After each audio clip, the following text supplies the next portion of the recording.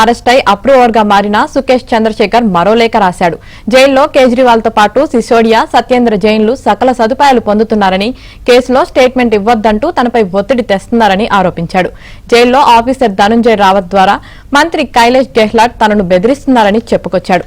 ఆప్ నేతలు తమకు నచ్చిన వారికి తీహార్ జైల్లో పోస్టింగ్ ఇచ్చారని, ఎవరు బెదిరించినా తాను వెనక్కి తగ్గనని, అందరి బండారం బయట పెడతానని సుకేష్ చంద్రశేఖర్ లేఖలో స్పష్టం చేశారు.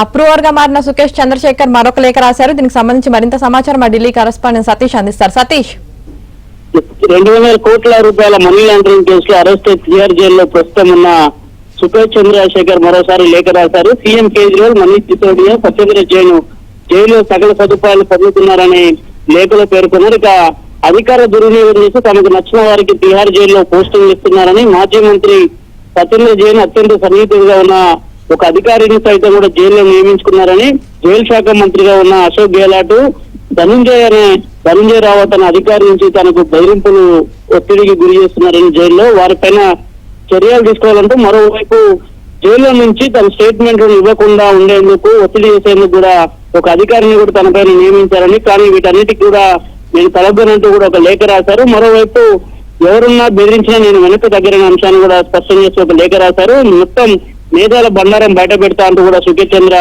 నేతలపైన ఆరోపణలు చేసి ఒక లేఖ విడుదల చేశారు. 50 కోట్ల రూపాయలు తీసుకొని ఎవరికి రాజ్యసభ ఇచ్చారో, రాజ్యసభకు సంబంధించిన అంశంలో నా వద్ద వాట్సాప్ కు స్టాక్లకు సంబంధించిన అంశాలు కూడా నా వద్ద ఉన్న త్వరలో అవి కూడా బయట పెడతా.